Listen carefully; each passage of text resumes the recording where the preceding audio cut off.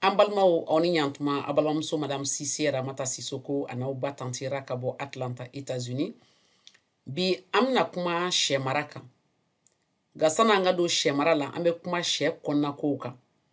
Nya fo yenguni mogobe she maraka kakaika she don. A konna ko be ko don. Bi amna kuma adusu amba fa mato kana ko le cœur ana djelibulistraw les vaisseaux sanguins. Donc au système B farali ñon ka ma fa le système circulatoire aviaire. Ou quoi cheka système circulatoire ou bien système sanguin ou bien système cardiovasculaire a be di to clé. Dusu ani djelibulistra dronido. C'est ça on yeba là ni dusu ya non le cœur. Chez dusu bebaro ni dusu te shela comme ni adamandi ni dusu ti la iti se ka balu bari dusu yɛrɛ ka baara ye mun de ye o ye ni sɛ ye dumuni kɛ ka dumuni diya bɛɛ bɔ dumuni na ka taa jeli la jeli in kan ka taa ka diya de tilan farikolo bɛɛ kɛ jɛ donc ni diya in donna sisan jeli la a b'a to jeli in ka taa ka surkile ka yaala yɔrɔ bɛɛ ka se ka farikolo kisɛ o kisɛ bi fari kɔnɔ ou bien sɛ fari kɔnɔ k'o diya kelen kelen do bɛɛ ma n'i ye to du bɛ ye basi du bɛ fɛn dɔ du a bɛ ti jeli sira de fɛ ka di I farikolo yɔrɔ bɛɛ ma o de b'a to sɛ bɛ se ka dumuni kɛ ka bonya an y'a fɔ n ko sɛ ka dumuni o sɔgɔn o de ka gɛlɛ sɛ mara la ni fɛn bɛɛ ye parce que n'i ye dumuni ta n'i ye sɛ yɛrɛ marali ta 100 o 100 70 ɲɔgɔn na o bɛ taa sɛ ka dumuni na ale sɔngɔ ka ca donc sɛ ka dumuni bɛ taa cogo min farikolo kɔnɔ a ka kan an k'o dɔn o dun o bɛ tilan ni dusukun de n'i y'a jateminɛ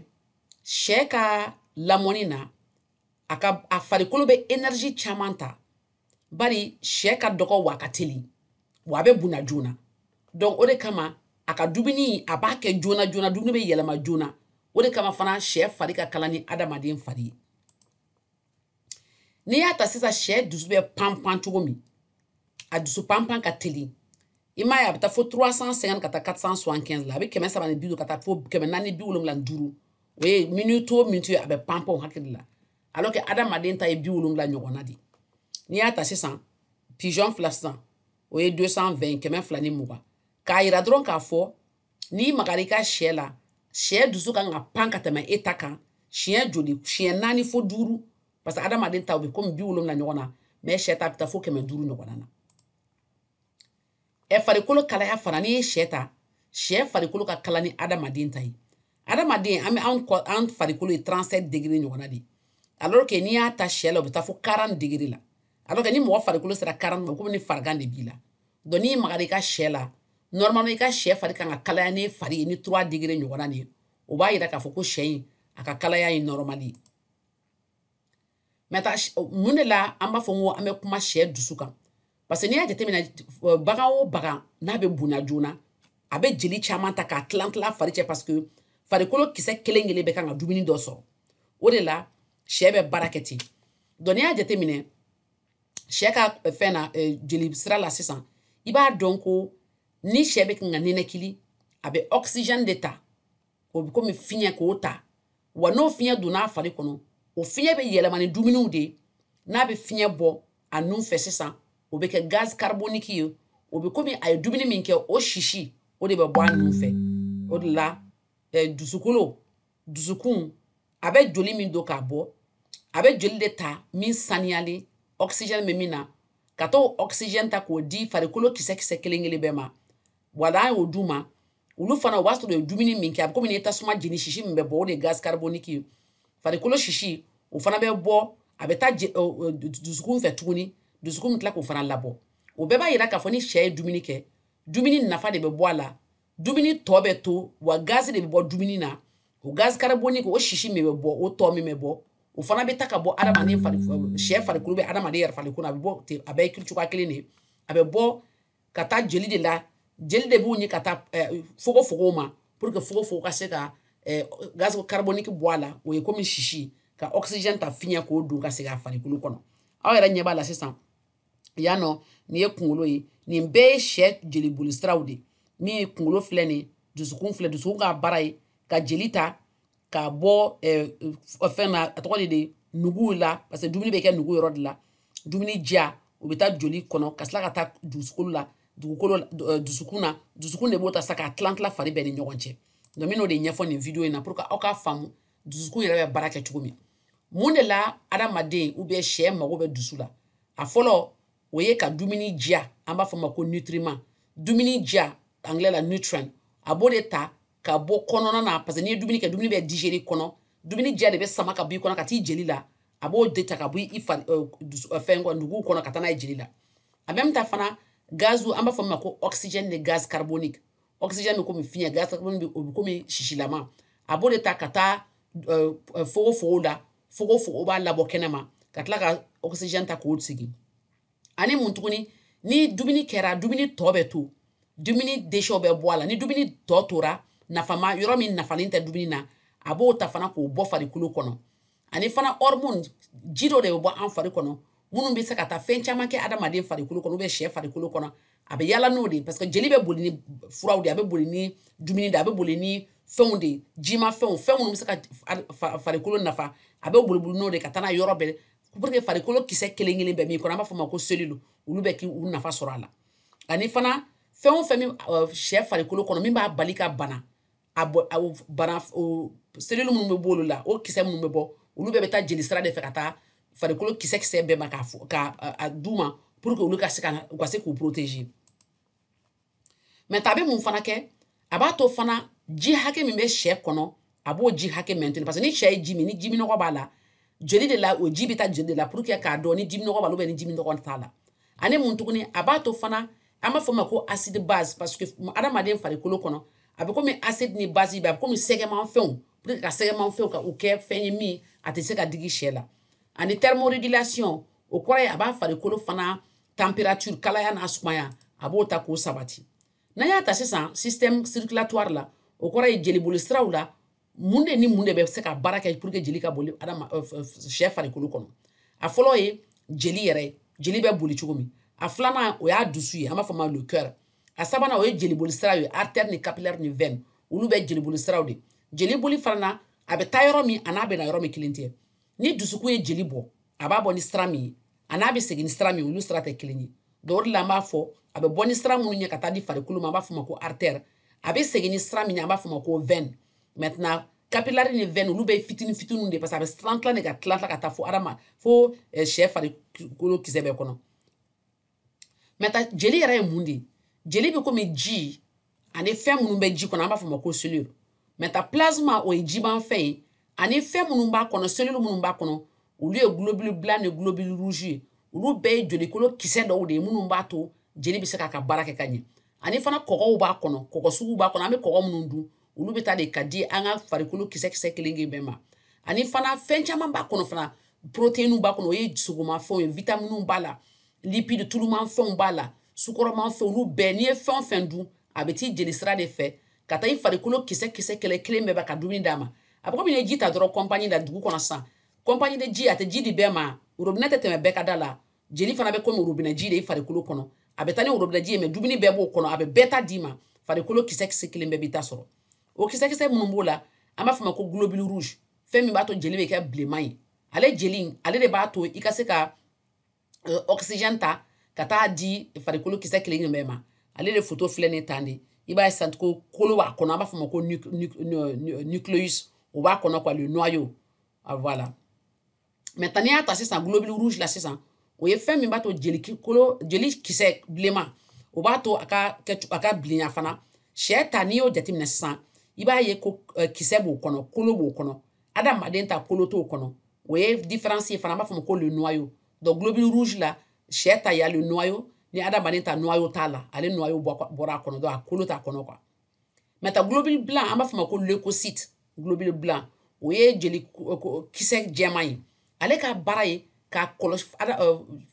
tɔgɔ de sɛ fari kɔlɔsi a kana se k'a bana ale globule blanc olu bɛ microbe de dun banakisɛ min bɛ don sɛ fari la a b'o de dun o de la n'i ka sɛ banana sisan n'i taara n'a jeli ta n'u y'a tester n'u y'a lajɛ est ce que bana in b'a la ou bien a t'a la u b'a lajɛ est ce que globule blanc ninnu est ce que a cayara n'a cayara o kɔrɔ ye k'a man kɛnɛ mun na parce que o kɔrɔ ye de caman bɔra pour que ka banakisɛ kɛlɛ ni bana dun ti a tɛ caya parce que o kɔrɔ ye a mago tɛ ka caya jango k'u faga o de kama ale élément an b'a jateminɛ test la n'an ye jeli tester n'an y'ale ye dɔrɔn an ja bɛ tigɛ an b'a fɔ n'i y'a ye a cayara c'est vrai que ko dɔ de bɛ yen a bɛ fɛ ka min ɲini abgo mi nyina fagalanta ni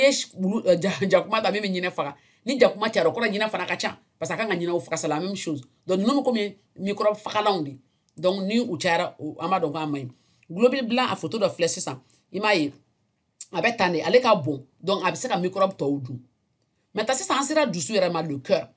mon la dusu beke parce que dusu ni a déterminé ale ka bara bi ko mi pompe di abo be pompe mi bla colon kono ni a bla colon kono ati ji sama e colon fait katla ka tiora te bo kata ji di furuma dusu ku fana be teni tio kelen be ale bi na ni ji bo dusu ku ko moteur di parce que moteur me marcher na yere al ni a bla yere abe marcher donc abe ko ma essence ba yere kono quoi donc ale dusu ku ni be pampa na dusu ku me papa abe pampa nchuko mi abe ji de sama joli sama kana na ya kono katla ka bo kata di farikulo toma bo aba ke chuko mfana aba sama ka bo i fogo yoro de la parce que fogo o bula ni jeli sania ne di parce que ni fien ta sa oxygène fien de bi du nuna o e fien sania do beti jola ka sania ta mais ni ya bo sa ni fien bo i nu fait ça o fien bo li abe bo ni gaz carbonique di donc dusu ka bara dusu mi ko be pompe di donc abe adi fogo ma abe nogolin di fogo ma ko labo ni fiɲɛ tara ko fo o fana bɛ jɛlen d'ale ma ale fana b'o di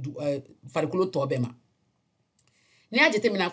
dusukun an b'a dɔn k'a bɛ sɛ disi camancɛ de la donc a datugulen don ni fɛn dɔ fana an b'a fɔ o ma ko péricarde péricardium o ye couche dɔ de min b'a datugu pour que k'a kɔlɔsi o de jɛmanin filɛ tan nɔ le péricardium o filɛ nin yan nɔ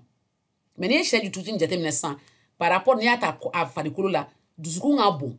a farikolo ma quoi donc sɛ dusukun ka bon a farikolo ma mais n'a ye poulet de chair ta sisan tuma dɔ la ni poulet de chair n'a bonya kojugu na dɔ a bɛ girin ka sa ten parce que farikolo bɛ bɔ dusu ma parce que dusu fana bɛ komi poids de bɛ min a kan k'o maintenir donc n'an bɛna kuma poulet de chair kan an b'o fana fɔ mais n b'o fɔ yan parce que c'est important sɛ dɔw bɛ wuli dɔrɔn ka sa u yɛrɛ ma ten ka sɔrɔ bana foyi t'u la poulet de chair n'a bonya kojugu parce que pompe de bɛ girin farikolo bɛ girinya pompe ma a bɛ komi ni ji ta k'a caya pompe ma sisan pompe bɛ se ka tiɲɛ a bɛ se ka bloquer ten o de don quoi maintenant nin y'a ka ɲɛfɔ dɔrɔn joli in bɛ don cogo di a bɛ bɔ cogo min n'i y'a jate nin ye dusukun ye tan bon an b'a fɔ min ma ko oreillette ni ventricule anglais la atrium ni ventricule ventricule bɛ ko kɔnɔbara atrium bɛ ko tulo parce que yɛrɛ ani tulo bɔlen n'o yan quoi voilà donc joli bɛ bɔ farikolo kɔnɔ ka segin ka na i m'a ye nin sira in fɛ ka segin ka na don pompe kɔnɔ pompe bɛ se ka o jeli de sama ka yɛlɛ ka taa di poumon ma voilà ka taa di fogo ma i m'a ye fogo fana ale bɛ gaz carbonique bɔ ni sɛ ye nɛkili ta a bɛ na ni oxygène ye o oxygène de bɛ tila ka don tuguni ka na fana nin kɔnɔ yan nin atrium kɔnɔ ka jigin ka tila ka pompe kɛ ka bɔ o jeli saniyalen bɛ se ka taa joli fɛn farikolo tɔ ma voilà donc dusukun kɔni ka baara y'o de a bɛ komi pompe ka joli ta k'a don ka tila k'a bɔ maintenant pression artérielle kɔrɔ de o kɔrɔ ye dusukun yɛrɛ bɛ panpan ni force min ye a force tɛ kelen ye n'i y'a jateminɛ sisan sɛ ka pression a ka girin kosɛbɛ sɛ n'i y'o ta coq par exemple 180 à 150 n'i ye sɛ muso ta 150 125 n'i ye mɔgɔ adamaden 120 à 80 i m'a ye an b'a fɔ o ma ko diastole ni systole o kɔrɔ ye de systole ni diastole o kɔrɔ ye ni dusukun bɛ pan a b'a bisi a komi pompe b'a bisi a tila k'a dayɛlɛ k'a bisi k'a dayɛlɛ donc o bisili n'o dayɛlɛli an b'a fɔ o ma ko systole ni diastole o de b'a yira ko dusukolo bɛ fanga min kɛ ka baara kɛ a b'a yira k'a fɔ ko sɛ dusukolo baara a ka girin kosɛbɛ o de la sɛ bɛ bonya joona donc maintenant fréquence cardiaque o kɔrɔ ye a b'a kɛ ni vitesse min ye est ce que a ka teli wa a ka suma n'i ye sɛdennin ta o b'a kɛ ni 280 kɛmɛ fila ani bi seegin par minute maintenant poussée d'une semaine n'a ye semaine kelen sɔrɔ a bɛ bɛn ko 470 ma a bɛ caya bon n'a kɛra poulet de chair o bɛ bɛn 250 ma ani sɛ 300 sɛ muso 350 nin bɛɛ b'a yira k'a fɔ sɛ yɛrɛ a dusukun bɛ panpan a ka teli adamaden ta ye fo siɲɛ 4 siɲɛ 5 parce que adamaden ta bɛ taa ko 60 à 100 o bɛ komi 60 ka taa 100 na k'a yira dɔrɔn k'a fɔ sɛ dusukun bɛ pan joona a fari ka kalan a bɛ bonya joona o bɛɛ b'a yira k'a fɔ a dugu kɔnɔ mɔgɔ kan ka se ka sɛ mara sabati dugu kɔnɔ parce que bagan don min bɛ bonya joona parce que a dusu bɛ marcher joona a dusu bɛ panpan joona fanga b'a dusu la farikolo kama nin y'i k'a ɲɛfɔ dɔrɔn n'i ye sɛ ta sisan k'a dusu ta artère o kɔrɔ ye ko tiyoba minnu b'a kɔnɔ minnu bɛ bɔ cœur kɔnɔ ka joli di farikolo tɔ ma n'a taara a bɛ taa artère bɛ komi jeli sira belebelew n'a diminera dɔɔni dɔ bɔra a la dɔrɔn a b'a fɔ ma ko artériole n'a tila ka dumuni dɔɔni parce que a bɛ taa fo farikolo kisɛkisɛnin dɔ kɔnɔ il faut a ka dɔgɔya donc a bɛ kɛ capillaire ye bon n'a y'a di dusu fɛnw ma farikolo kisɛw ma ulu fana be o oxygène ta ano dumuni ka sɔrɔ ko dumuni tɔ ano gazi mi me bɔ ano o fɛn mi bɔ shishi mi me bɔ c'est comme ni dumuni tobira n'a shishira ni dumuni ye fɛn tobi ni shishi bɔra la a bɛ ko adamaden fana shishi de bɛ mɔgɔ fari kɔnɔ o bɛ segin tiyo wɛrɛ fɛ o tiyoniw de tɔgɔ ko veine o bɛ sɔrɔ ka segin i dusukun ma munna n'a seginna dusukun ma veine y'a segin dusukun ma dusukun b'a ci de ka taa fogofogo ma k'a fɔ fogofogo in nɔgɔlen don e k'o bɔ kɛnɛ ma o de la ni tigi naki la i b'o bɔ maintenant i bɛ fiɲɛ ta ka segin k'a di i fogofogo ma fogofogo bɛ tila k'o di dusukun ma tuguni dusukun bɛ tila k'a di farikolo tɔ ma n bɛ fɛ k'a yira dɔrɔn k'a fɔ ko dusukun kɔni bɛ komi pɔmpe dɔrɔn de min bɛ jeli tila maintenant pourquoi an bɛ artère fɔ parce que artère fana a sugu ka ca an k'a fɔ artère pulmonaire o kɔrɔ ye artère min jeli sira min bɛ taa fogofogo la donc ale jeli sira ale bɛ bɔ ventricule la ventricule bɛ komi kɔnɔbara min bɛ duguma la o droite yan fɛ min donc a bɛ komi i bolo gauche fɛ parce que ni mɔgɔ bɛ kan ka dugukolo lagɛ dusukun lagɛ quand tu regardes le cœur fɛn o fɛn bɛ droite fɛ o y'a tigi gauche ye fɛn bɛ fɔ bɛ gauche fɛ o y'a droite ye i y'a jateminɛ sisan n'o par exemple quitte le ventricule droit o kɔrɔ i b'i bolo gauche de jateminɛ sisan ventricule bɛ dugumala da donc a bɛ bɔ duguma et se divise en branche gauche et droite donc a bɛ taa sanfɛ ka kɛ droite ni gauche ye nin bɛɛ ɲɛ min ɲɛfɔ o y'o dɔrɔn de sɛbɛn yan donc o branche fana o bɛ taa de ka taa poumon na fogofogo la n'a taara fogofogo la a bɛ taa yen ka taa fiɲɛ de ta ka segin ka na ni ka gaz carbonique bɔ ka fiɲɛ ta ka segin ka na donc aorte fana o fana ye tuyau ba de min bɛ bɔ dusukun na ale aorte ye ale fana de bɛ bɔ ka se ka jeli di farikolo tɔ ma maintenant capillare kɔrɔ ye de ni jeli sira fo ka se farikolo yɛrɛ kisɛ ma yɔrɔ min artère ni veine bɛ ɲɔgɔn kunbɛn yɔrɔ min o de ye nin ye sisan i b'a jateminɛ sisan i m'a ye nin ye artère ye ale ye oxygène di jeli fɛ i m'a ye jeli in bilennen yan ben maintenant cellule bɛ kan k'o ta sisan n'u y'o ta olu bɛ oxygène ta ka gaz carbonique di gaz carbonique bɛ segin veine de fɛ o veine fana bɛ taa dusukun kɔnɔ pour que dusukun ka se ka taa poumon ma tuguni poumon bɛ o gaz carbonique bɔ ka oxygène ta tuguni ka segin ka na dusu la donc n bɛ fɛ aw ka nin faamu parce que n'a ye nin faamu a b'a to ni bana bɛ sɛ la ou bien ni fɛn dɔ kɛra a b'a faamu voilà donc ni jeli sera dusu ma veine ninnu bɛ min kɛ olu ka baara ye ka jeli lasegin ka segin dusukun ma tuguni o ye jeli min kuma a nɔgɔlen don parce que o b'a sɔrɔ gaz carbonique b'a la dumuni tɔw b'a la dumuni tɔ minnu ma se ka utiliser pour que ka taa olu ka se ka bɔ farikolo kɔnɔ donc n'i y'a jateminɛ fana ni dumuni taara adamaden kɔnɔ ou bien sɛ kɔnɔ sisan sɛ kɔnɔna nugu kɔnɔ ni dumuni diya bɔra a kan ka taa jeli la a tɛ taa jeli la directement dɛ a bɛ tɛmɛ sira kɔfɛ sira dɔ de fɛ ka taa a tigi a tɔgɔ de sɛ yɛrɛ biɲɛ kɔnɔ a b'a fɔ ma ko le foie ani ka taa a zɛnbaranin kɔnɔ zɛnbaranin o ye le rein de ye a bɛ komi buluni fila min bɛ sɛ kɔnɔna na olu ka baara ye ka jeli saniya sani a ka se ka taa parce que ni dumuni nana microbe dɔw b'a la ni nɔgɔ dɔw b'a la o de la an y'o jateminɛ sisan a filɛ nin sisan n'i y'a jateminɛ an b'a fɔ ma ko le foie o foie o de ye nin ye tan ale ye biɲɛ ye sogomi sɛ biɲɛ filɛ nin mais a ka baara ye mun de jeli min bɛ bɔ dusu kɔnɔ ka na ka jigin n'a taara di tɔgɔ ma kɔnɔna nugu ma sisan kɔnɔna nugu olu bɛ se ka u ta t'a la ka se ka a tɔ bɔ o nɔgɔlen o de bɛ taa foie kɔnɔ o bɛ taa biɲɛ kɔnɔ biɲɛ b'o de saniya ka sɔrɔ k'o segin ka t'o di dusu ma ka sɔrɔ ka dusu bɛ sɔrɔ k'o ta ka sɔrɔ k'o tilan n'i y'a jateminɛ munnaw bɛ kɛ parce que i kɔni b'a jateminɛ ni jeli kɔni nana kɔnɔna kow la a bɛ ɲagami de dumuniw bɛ k'a la o de la dumuni minnu bɛ k'a la i ye dumuni min kɛ o bɛ ɲagami jeli min na o jeli bɛ saniya dumuni bɛ saniya ka sɔrɔ ka bɔ maintenant dɔw bɛ to a kɔnɔ parce que biɲɛ fana bɛ komi dumuni marayɔrɔ n'a ka ca ni sukɔrɔ cayara sisan ale sukɔrɔ bɛ to yen de pour que a kana caya jeli la mais ni mago bɛ sukɔrɔ la sukɔrɔ bɛ se ka bɔ yen donc nin bɛɛ ye pour que k'a yira dɔrɔn k'a fɔ jeli in ta sira ka ca la mais a jeli kɔni bɛ saniya sani a ka se yɔrɔ tɔw ma donc a bɛ komi mɔgɔ biɲɛ ale bɛ jeli filtrer de a bɛ nɔgɔ de bɔ a la pour que sani a ka se yɔrɔ tɔw ma bon n'i y'a jateminɛ sisan n'i ye biɲɛ ta sisan kunna min bɛ biɲɛ kɔnɔ an b'a fɔ ma ko vésicule biliaire ale ka baara ye mun de ye a kunna ale bɛ komi safunɛ de fɛn o fɛn jelima fɛn ma fɛn ye c'est comme tulumafɛn ni sɛ ye tulumafɛn dun tulu in a tɛ se ka a diya sama f'a ka tulu in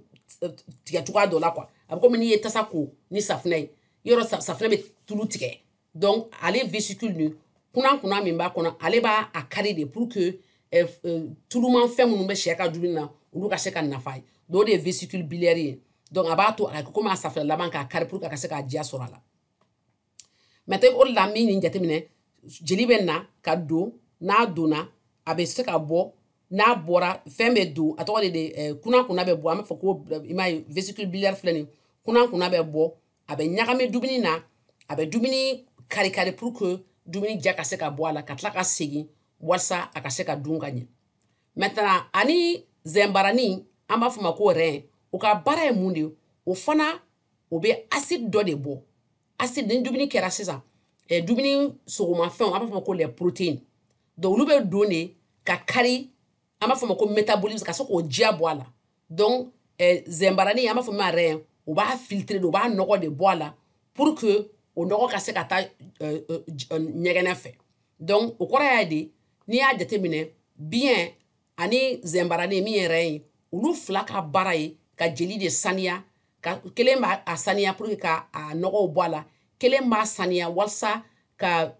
sugunɛ bɔ a la donc sugunɛ o de tɔgɔ ko acide urique o de la an b'a fɔ n ko o de bɛ kɛ comme déchet métabolique o déchet métabolique o de bɛ kɛ hali ammonium yɛrɛ ye o de la ni sɛ ka so kɔnɔ ni sugunɛw ni fɛnw bɛ yen a kasa bɛ bɔ parce que a kasa a tɔgɔ de ni organe ninnu de b'a saniya walasa a ka se ka bɔ mun de la an b'a fɔ ko sɛ filɛ sisan sɛ tɛ sugunɛ kɛ parce que sɛ fari a kɛra pour que a kana tiɲɛni kɛ kojugu donc sugunɛ tɛ bɔ a sɛ ka déchet la o la ji tɛ tiɲɛ fu ten parce que sɛ fari a bɛ fɛ ka ji préserver kosɛbɛ o de kama n'i ye sɛ bo ta sisan i b'a dɔn k'a jalen don ɲɛgɛnɛ t'a la mais i bɛ jɛman min b'a sanfɛ dɛ o de y'a ɲɛgɛnɛlama ye mais ɲɛgɛnɛ jalen de don ale ɲɛgɛnɛ jalen don o de bɛ bɔ o de bɛ kɛ acide urique ye mun de la o bɛ kɛ parce que n'i y'a ta acide urique sisan ani l'urée filɛ sisan ale bɛ komi ammonium de ammoniac de ale bɛ komi produit chimique de min b'a to a tɔgɔ de sɛ ka déchet bɛ bɔ a fari la ka sɔrɔ a ma kɛ fɛn jiman caman ye voilà donc o de kama an b'a kɛ engrais ye o de la ni sɛ bɛ so kɔnɔ n'i tilara poulet de chair marali la sisan fɛn o fɛn bɛ to bin minnu bɛ so kɔnɔ ani fɛnw olu bɛ se ka don foro la ka se ka foro baara parce que ale ɲɔgɔn engrais tɛ yen fɛn min b'a kɔnɔ a bɛ se ka dumuni falen joona maintenant o de kama pourquoi an b'a fɔ fana n ko sɛ ka déchet sɛ bo ale bɛ komi urée de urée bɛ komi acide urique concentré parce que acide urique o ye ɲɛgɛnɛ sugunɛ ye mais urée bɛ komi sugunɛ mugulama a jalen donc a composition tɛ kelen sɛ b'o bɛɛ kɛ walasa a kana ji tiɲɛ ka bɔ a fari la voilà donc n'i y'a jateminɛ pour que sɛ kana ji tiɲɛ a bɛ déchet minnu kɛ a bɛ komi a jalen don walasa ji kana bɔ a la donc nin kun ye k'a yira aw la k'a fɔ n'i ye sɛ faamu k'a fɔ k'a sɛ kɔnɔ a dusu min b'a kɔnɔ a baara ye ka jeli ta k'a lajɛ jiya minnu b'a la ka taa di farikolo kisɛ kelen kelen bɛɛ ma fari kɔnɔ cɛ dusu kɛra o de kama a bɛ taa ni sira mun ye jeli sira o jeli sira taayɔrɔ b'a la an b'a fɔ ma ko artère nayɔrɔ b'a la an b'a fɔ ko veine o bɛɛ bɛ taa fogofogo de fɛ parce que fogofogo ka baara ninakili yɛrɛ ka baara ye ka oxygène di parce que hali ni mɔgɔ ye dumuni kɛ n'i tɛ ninakili i bɛ sa n'i bɛ ninakili n'i tɛ dumuni kɛ i bɛ sa donc ninakili ni dumuni ninakili bɛ komi tasuma a tɔgɔ de dumuni bɛ komi dumuni donc ni mɔgɔ ma dumuni tobi a tɛ mɔ donc fiɲɛ o ni dumuni o de bɛ ɲagami ɲɔgɔn na ka kɛ nafa ye mɔgɔ fari ma ou bien sɛ fari ma walasa sɛ ka se ka bonya joona donc mɔgɔ min bɛ poulet de chair kɛ i kan k'a faamuya k'a fɔ ko sɛ a mago bɛ ka dumuni kɛ walasa a ka bonya joona a b'o kɛ n'o y'a sɔrɔ a dusukolo de bɛ baara kɛ ka se k'o dumuni diya ta ka se k'a tilan dugukolo a farikolo yɔrɔ bɛɛ ni ɲɔgɔn cɛ donc j'espère k'a ye nin faamu donc an bɛ ɲɔgɔn ta se wɛrɛ inchallah aw bɛɛ ni cɛ aw ni baraji ala k'an to ɲɔgɔn ye k'an bɛn